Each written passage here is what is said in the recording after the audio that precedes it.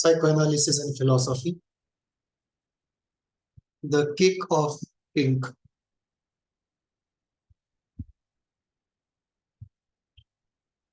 We start our discussion today extending psychoanalysis with a few philosophical comments.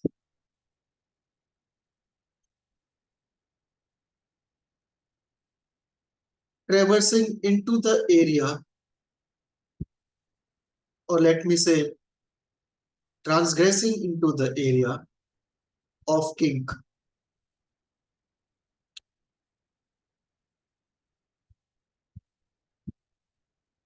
Postmodernism provided a foundation to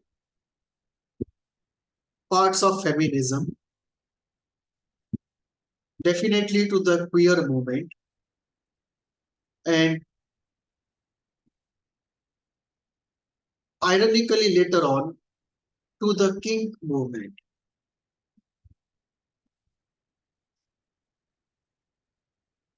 Obviously, queer and kink historically are not new. They are as old as civilization itself. But a formal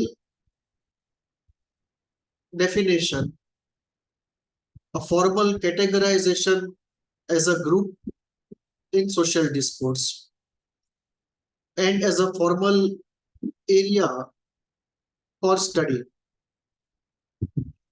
that we see postmodernism, the areas of queer and kink come out as interesting areas, not only as social groups and ways of living, but also as areas of study. We will today try to take a look from psychoanalytic and slightly from philosophical standpoint at the area of kink. Kink is broadly defined as an area of study and also as an area of living one's desires and fantasies related to issues like domination and submission, exhibitionism,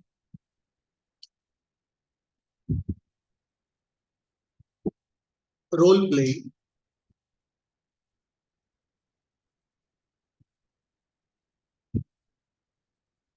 free living out of desires as they arise, and largely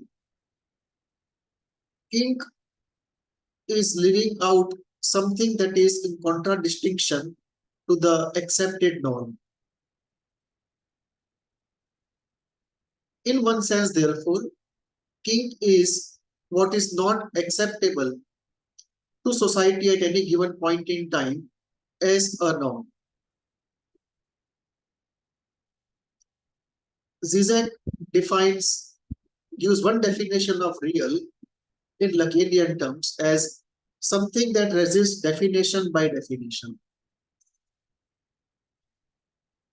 Similarly, kink is something that defies, that resists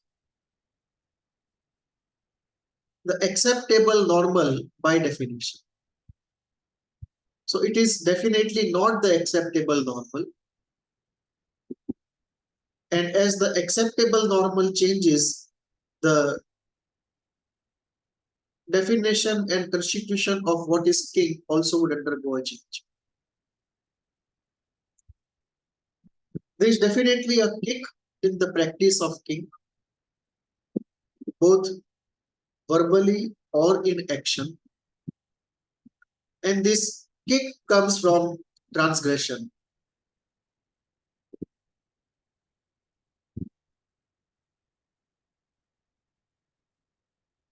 There are also issues of ethics and philosophy that are associated with kink and issues related to the kink.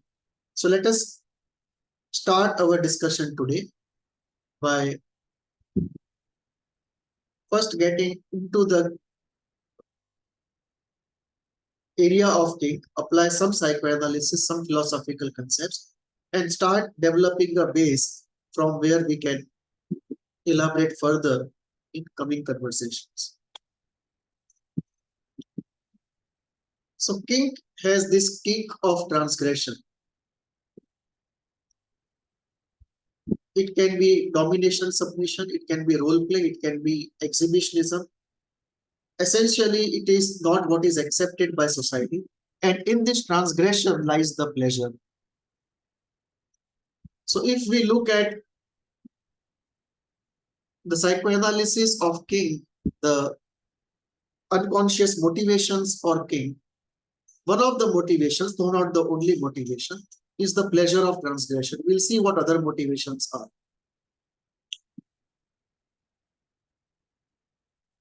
The moment society draws a line of taboo, it creates, to use Lacan's term, object patiya, that object cause of desire. The moment the line of taboo is drawn, that which is taboo is endowed with additional pleasure. So Kink has this very important element of the kick of transgression, the pleasure of transgression in transgressing a taboo.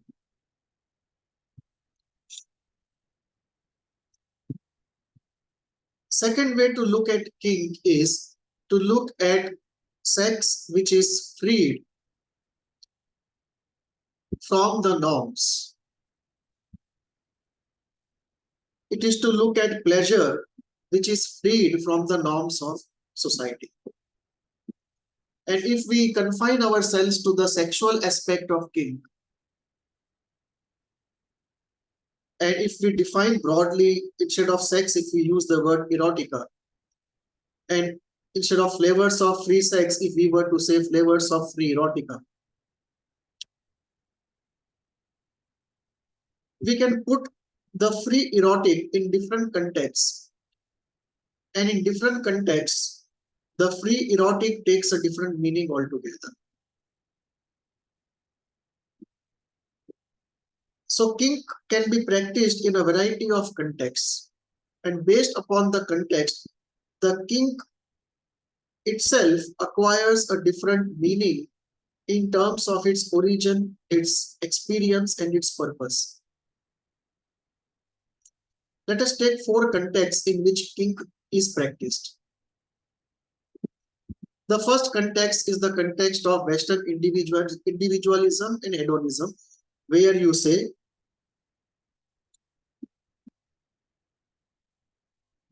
the goal of life is pleasure, and I am free to pursue pleasure the way I wish.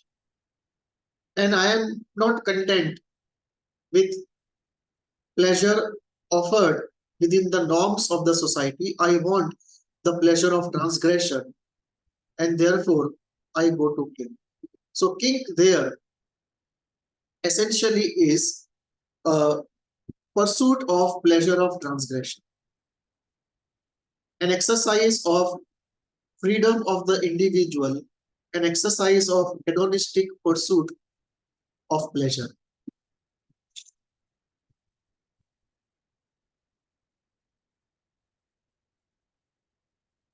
There we don't get into any other philosophical aspect except that this Kink is practiced in the context of the philosophy of individualism, materialism, and hedonism. You don't even need materialism, you can just practice it in the context of individualism and hedonism. So even as 2 individuals are practicing Kink or a group is practicing Kink, if one tries to conceptualize it, it is in the context, in the first case, of the philosophy of individualism and hedonism. And this individualism and hedonism can be associated with both idealism or materialism. You don't have to always have materialism going along with individualism and hedonism. The second context is the woke context, where it is more of defiance of conservatism rather than really a pursuit of pleasure. The pursuit of transgressive pleasure is very low, but the component of defiance of the conservative society is very high. And the context of practice there is more of an expression of grandiosity and rage of a fragile narcissist, a child fragile narcissist. And the context, therefore, there is more psychoanalytic rather than really speaking philosophy. So there is a woke practice of kink where the kink is associated with woke philosophy, and the two together constitute a package, and it is practiced. And it's a very strange combination because a large part of woke actually is anti-kink. But a small part of woke, it's a strange combination of opposites, but there is a package like woke and kink together.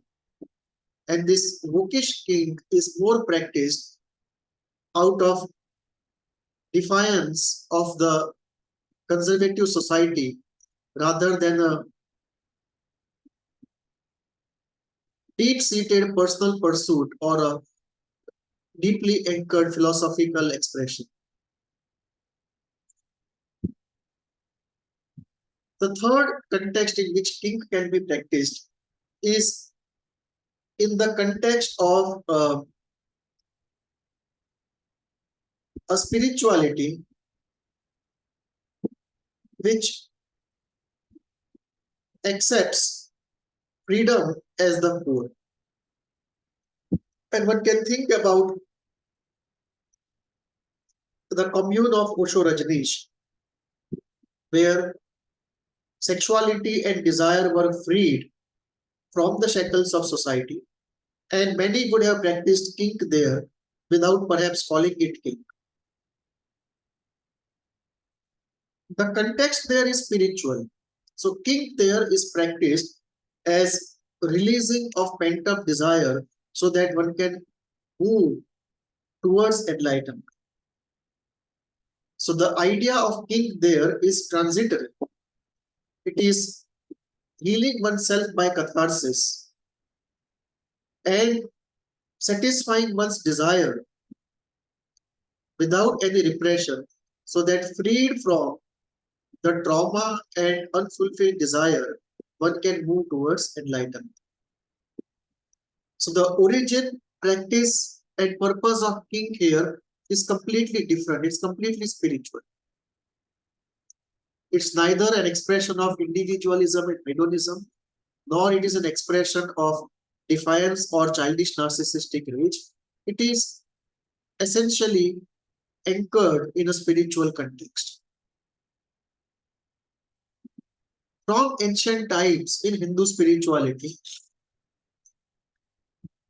there has been the school of Tantra, and especially the left-hand school of Tantra and Agora, where anything that was not accepted in normal society found a place. And therefore, all that is taboo for the normal society can be practiced and often is practiced in Agora. And this wide embrace, unqualified embrace of everything includes a world into itself, and a small part of that is the erotic behavior or the erotic aspect of it. And therefore, the kink aspect is practiced in many schools of left-hand Tantra and Agora. And this is under the guidance of a guru. And again, it is done in a very structured way, slightly different from the unstructured free way how it was practiced in Osho communes. This is more structured, more under the guidance of a guru, and more accompanied by other practices. It is not a disjointed, independent pursuit, but it is part of a larger package of practices. And there, the practice of Kink takes a completely different flavor. The goals are spiritual, like in case of Osho Rajneesh's commune. The goals are spiritual, and the practice is to free oneself from trauma through catharsis and satisfaction of deep-seated desires, so that free from trauma and desire, one can move to enlightenment. But the practice here is a part of a larger package which has been designed by a guru and guided by him. And it is informed by quite some knowledge used from Jyotish, Ayurveda, deep-seated mystical sciences. All of this comes together to really design the space for Kink, the timing for Kink, and the practice of Kink. So this is a very different, structured, guided, spiritually oriented practice of Kink, which is where the Kink is accompanied by many other practices and they constitute a package. So the Kink here is not independent, it is a part of a larger package. And this is one of the many synergetic elements that constitute that package. And this puts Kink in various perspectives, various contexts with different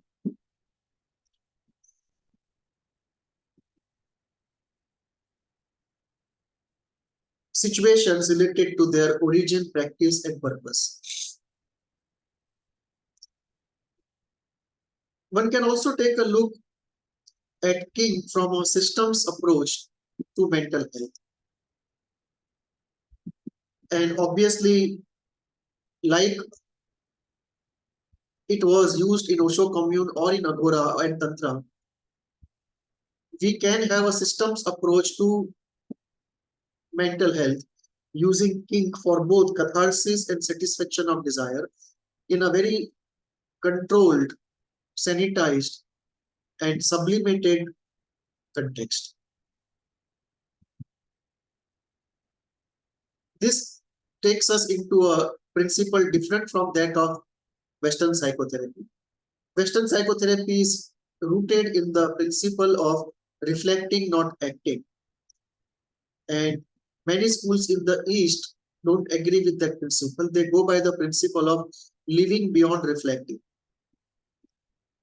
And if we take a systems approach to mental health and decide to use Kink for public health purposes, public mental health purposes,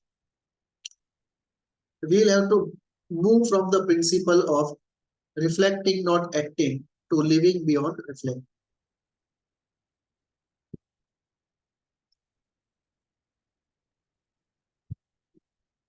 The fourth aspect is the conceptual aspect of Kink. Conceptually also, there is a kick of transgression. And both queer and Kink find their foundation in recent times in postmodernism. However, it's not really accurate in its very Puritan sense, because queer and Kink are both ancient and postmodernism is very recent.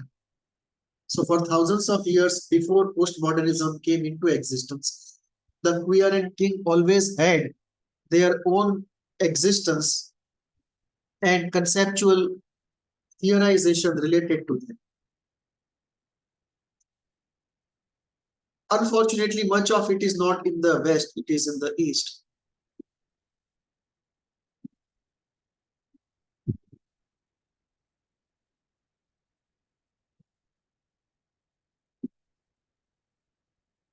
Queer and Kink share a strange relationship, although both come out of defiance of the normative and both come out of postmodernism in one way.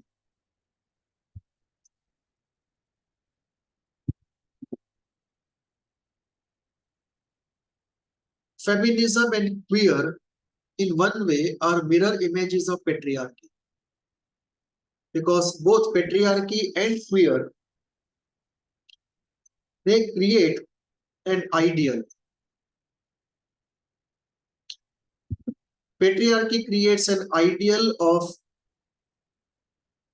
equality not meaning similarity, and the ideal of sustainable hierarchy, whereas queer creates a ideal of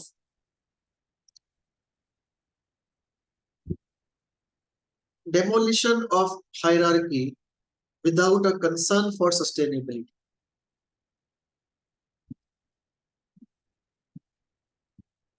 In one sense, the patriarchal model is based essentially upon a tried and trusted sustainability and realism, whereas the queer model is based upon idealism and a political correctness, which itself is very fluid and contested within itself. Kink is different in a sense. Many parts of kink, like domination and submission, can look extremely patriarchal. It's almost like a patriarchy on steroids.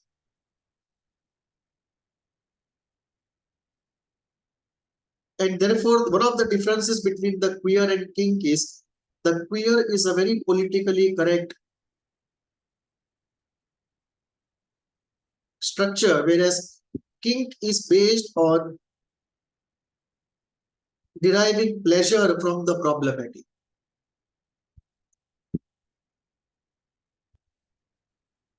And kink is not so much into political correctness as queer is. Kink almost takes anything problematic, anything taboo in society, and converts that into an object of pleasure. So the kink is more devoted to pleasure than political correctness.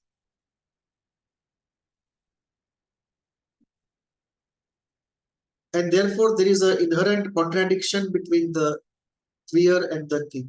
Only thing common they share is neither of them subscribes to the normative in society. So they are together by a common enemy rather than by shared principles.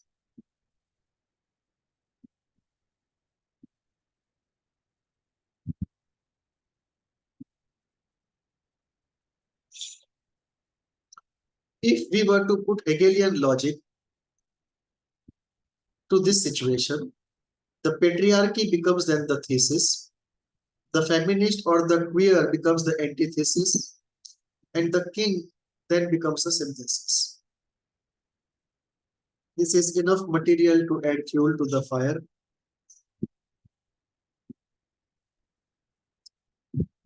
Because every ism wants to be the final synthesis. Nobody wants to be a ism in process.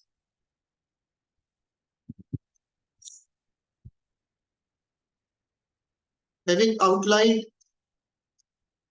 the definition and some characteristics of the kink and outlined some context in which kink operates, let us now go to the psychoanalytic part of kink.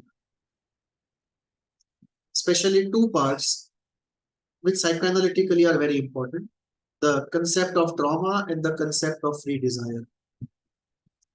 So one aspect, one belief related to kink is, and before going here, let me just go back to Freud. Freud was very clear about sadism, masochism, fetish, exhibitionism. Freud was very clear that these were perversions. To Freud, anything that was not directly at the service of reproduction, and was trying to divert the individual from the act of reproduction or trying to substitute the act of reproduction, that was, in its very essential sense, a perversion. And Freud thought about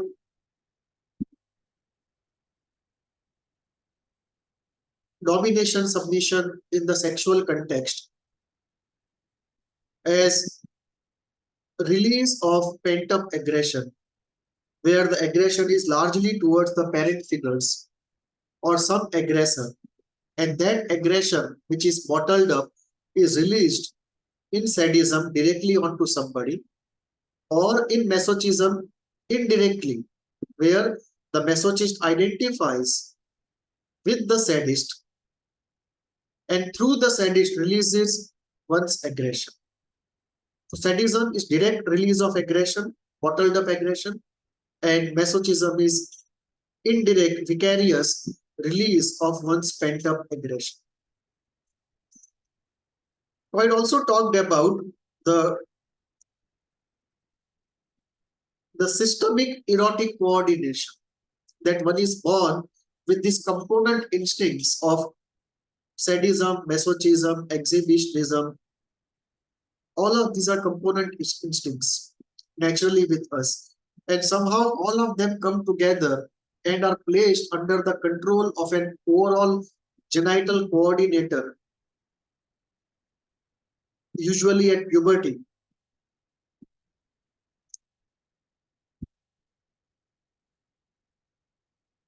In fact, even in the first 5 years of psychosexual development, there is a placing under the genital control of this component instincts slowly, which happens. And if this developmental task cannot be completely accomplished satisfactorily, then those component instincts, they remain free without being coordinated under a genital organization and demand a satisfaction of their own. The second thing that Freud thought about was the developmental problem of coordinating the component instincts. And if this coordination could not happen because of some reason, then it would result in desires that we would call kink today. That also Freud saw as a problem to be solved. He never thought it was something natural or something ideal. The third aspect that Freud thought was the pathological desires behind the acts that we would call kink today. So for him, exhibitionism was a call for attention because of severe deprivation in childhood. And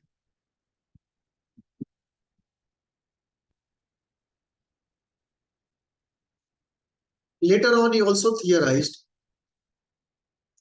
differently about aggression, where he talked about death instinct.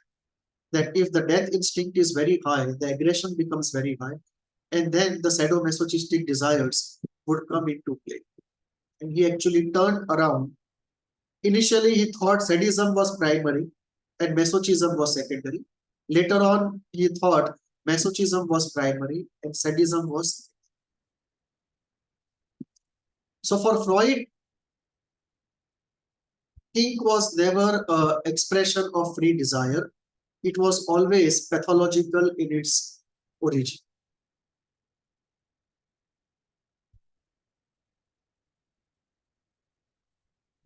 Today, how do we look at it? We look at it in two ways. There are two ideas.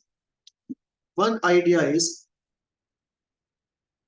the practice of kink the practice of one's free desire, a desire which is not bound up with any trauma, does not have any pathological roots or pathological guidance to it. And second, is the kink actually rooted in trauma?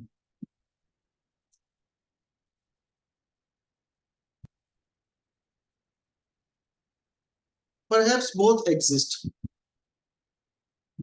There is a group which practices kink as free desire, as trying to maximize one's pleasure. One can call it hypersexuality, but essentially it is maximizing one's pleasure. Or another group would practice it because of trauma. This trauma can be of any type. It can be anger towards somebody, maybe the parents or the husband, which is released in a sadistic act, or indirectly by asking somebody to do a masochistic act, and by vicarious identification release the aggression. So one may become a sadist because he is angry with the parents or the husband or the boss, or one may become a masochist because of the same and indirectly practice sadism.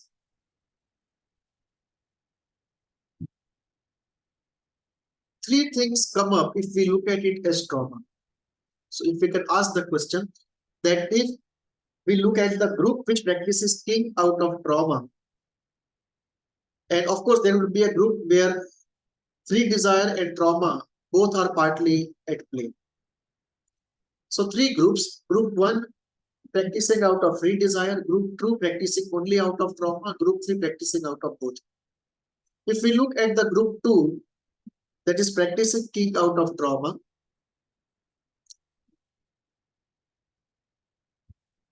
the question comes up, what are the most common traumatic things we find that lead to the practice of kink? And the three things are: one, bottled up anger; two, deprivation of attention; and three, deprivation in role experience. First, bottled up anger will lead to sadism and masochism.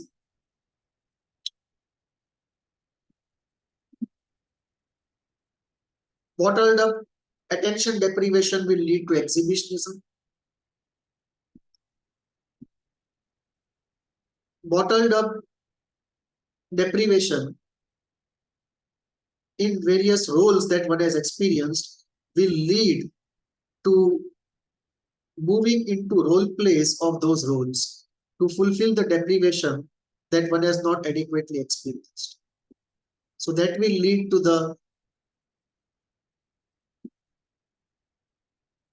dom-sub relationship, or a daddy-doll relationship, or a teacher-student relationship, because those are the ones where the deprivation is being felt. And of course, the pleasure of transgression always accompanies.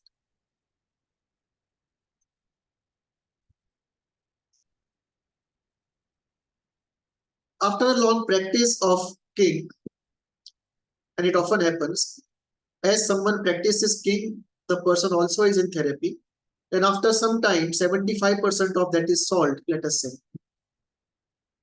However, the habit of pleasure and the remaining unsolved root 25%, that creates a situation where one is substantially free from the compulsion of kink, which used to overwhelm him before, but now practices more as a free choice. And this is where, to use a Lacanian term, the kink is converted into a syntheon. Correct the spelling. I think some write it as CY.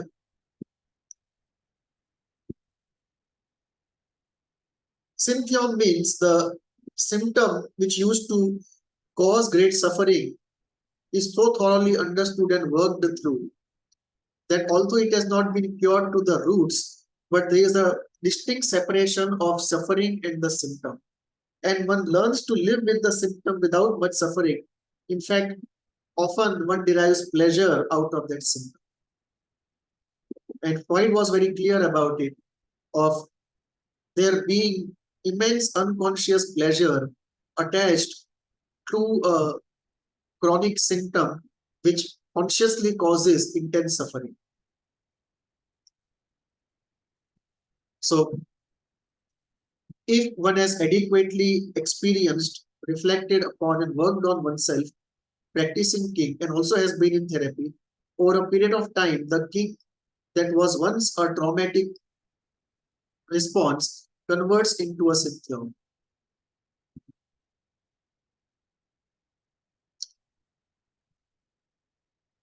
And therefore, if we put together psychoanalytically and philosophically all the motivations that lead to kink, we can have these categories. First, transgression pleasure, one motivation. Catharsis of trauma, second motivation. Self-training as a part of one's self-development, third motivation. Sublimation of living out what in a sublimated form, what otherwise is difficult, which is so important for public health, fourth motivation. Kink as a part of spiritual journey, be it in the flavor of OSHO commune or be it in the flavor of Agora, which is more structured. Those can be different motivations that lead to a kink life. And as we said before, when we use kink for any of these purposes, we are going beyond the principle of Western psychotherapy, which is reflecting, not acting. We are here in the principle, on the principle, living beyond reflecting.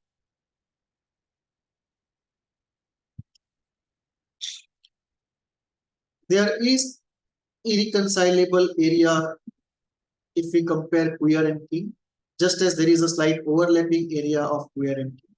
In one sense, both are distant cousins founded on postmodernism.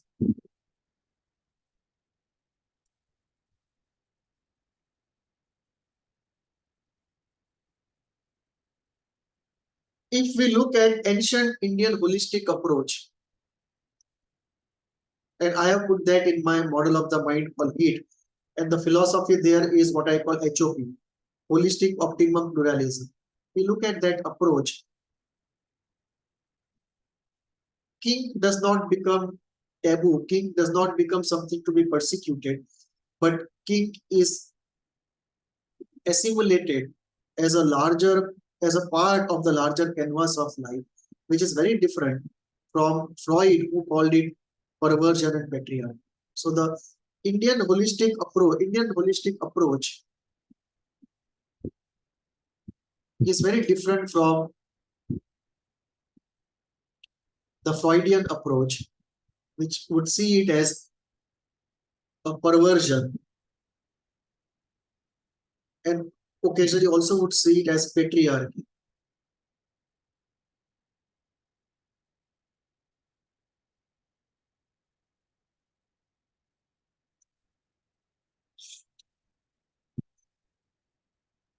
In one sense,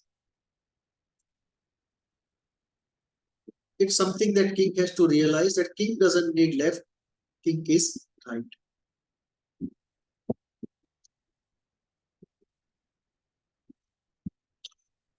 What are the principles and some issues that one encounters in the Kink area? We can categorize principles in two categories, the personal and the interpersonal. At the personal intrapsychic level, the principles of the Kink are this: authenticity, being authentic as one is, accepting one's authenticity and of the other, the pursuit of happiness, having openness and compassion of humanity towards oneself and others, being realistic and not jumping onto the bandwagon of political correctness. Realism in terms of not converting kink into a political movement. Realism in terms of how kinky can one become. Realism in terms of how much one can bear. And realism in terms of how is the kink component related to the mainstream component and how this connection can be synergized. So the quest here is not an utopian quest to substitute the mainstream by kink. but more for acceptance and synergy with the mainstream. Another principle is of catharsis and of spirituality. In interpersonal terms, the principles on which it is based is consent, respect, and release.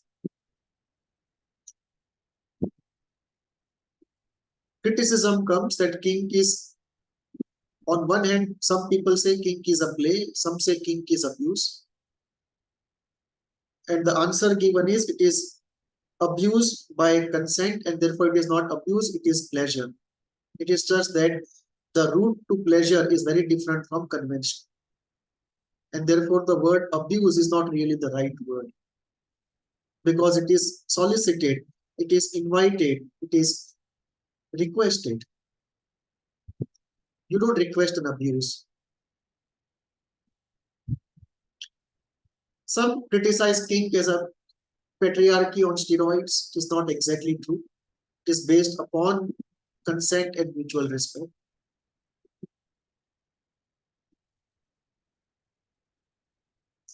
One aspect comes up of from micro to macro. If you just look at kink as being practiced by two or a group and only limit it to it that they are just living out their desires as free citizens, that is a very micro approach to kink. But if you start going into the context in which the kink operates, and this context can be, we can look at it just as in the context of fantasy of individuals, or we can look at it as in the context of psychoanalysis, where it looks more like a trauma, in the context of free communal, or in the context of ancient Indian tantric philosophy, spirituality. The kink, as you move from the micro to the macro, as you start bringing in the context in which the kink operates, and the various contextual options that kink has to anchor itself in, the canvas moves from the micro to macro, and a complete philosophical theorization sets in.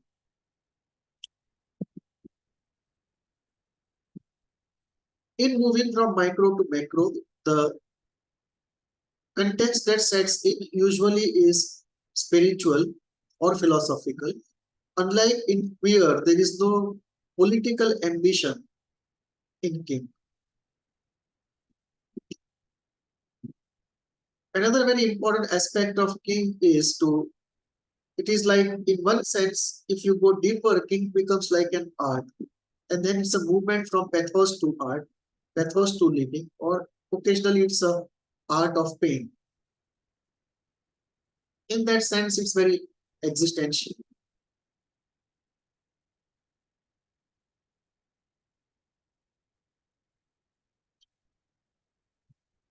Contemplation of some issues which are there in kink: power, domination, and submission. And this brings up a very common argument that these are everywhere and therefore everyone is king. That is very like what Freud once said, that there is bisexuality at the roots in most people, and someone created a statement out of it to say everyone is bisexual. We have to be careful in this kind of wrong generalization. And there we have to bring in two more concepts: the concept of weak or inoperative entities in the mind, and strong entities in the mind which have a sustained operational manifestation. So if you apply it to bisexuality, you can have a weak or inoperative orientation which is bisexual, which does not mean anything, because you don't get fantasies, you don't get thoughts, you don't get desires, and there is no question of acting it out in real life. Versus real active bisexuality or homosexuality, where there is a sustained operational orientation which is bisexual or homosexual. So when we have weak or inoperative entities,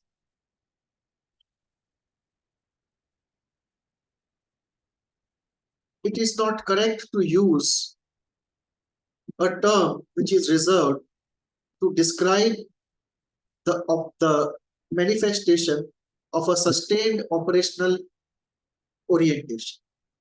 So this goes here also, that power, domination, submission is everywhere. Does that mean everyone is king? Obviously no.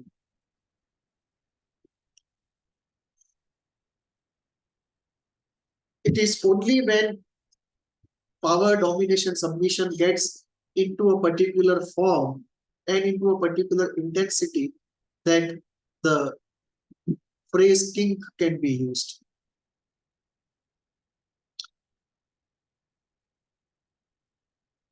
Kink also has a principle of celebration of fantasy and acceptance of real is rational. The idea there in kink is not to negate the problematic aspects of the real, but to convert it into a source for pleasure.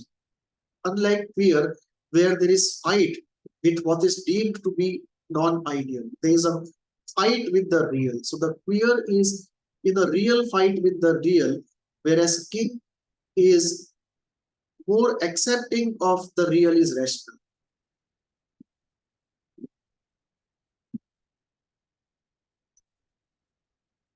Ironically, the queer philosophy as a philosophy in the area of philosophy proper was taken up by the philosophical world, considered deeply and discarded as an inadequate, non-interesting, non-promising philosophy long ago. So it is the philosophy in the world of philosophy, the queer has been defeated decades ago. It is only in the political sphere that the queer has so much power. So it is the political queer which is powerful purely in terms of ideas in the world of philosophy. It was considered and put aside by the philosophic world decades ago. One of the aspects of this political queer movement is something which is not understood, that what it does to the mainstream mind and what are the difficult forces which are at work in the mainstream. Till now, the queer space just went uncontested and they could just conquer the territory by just moving forward without any contest. The contest from the conservative side has just started, and the forces which I was referring to, very difficult forces, very extreme forces, they are getting ignited, activated. Unfortunately, those in the queer movement have no idea about this because they are behaving more out of their own childish, fragile narcissism, which is inchoate, destructive, and not coming up with any constructive model whatsoever. It's like destruction without an alternative.